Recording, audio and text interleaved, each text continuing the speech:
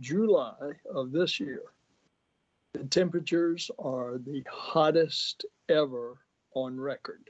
That's the assessment from climate experts and leaders at NASA and NOAA, the National Oceanic and Atmospheric Administration, who said Monday that 2023 could end up being the warmest year since record keeping began in the mid-1800s. The heat may seem like old news to anyone who experienced broiling temperatures last month, but NASA Administrator Bill Nelson said the warming planet was also fueling disasters from flash flooding in Vermont to deadly wildfires in Hawaii. And of course, what we're watching in real time, the disaster that has occurred in Hawaii with the wildfires, which were in part fueled by a typhoon or hurricane that was out in the Pacific.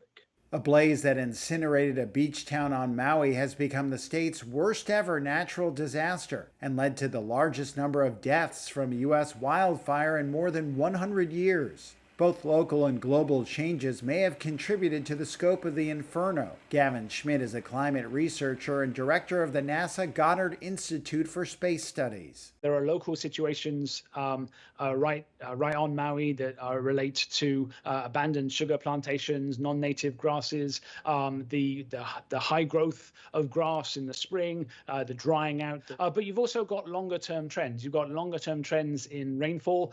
So storm tracks have been moving north with climate change. Hawaii has been getting, in general, less rainfall decade by decade. Researchers say they expect 2024 to be even hotter. And folks, Mother Nature is sending us a message.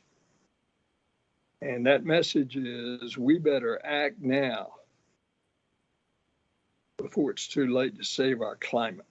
NASA is making all of the information it collects publicly available and is working to make it easier to use so that people can understand what's happening in their communities and help plan for the future.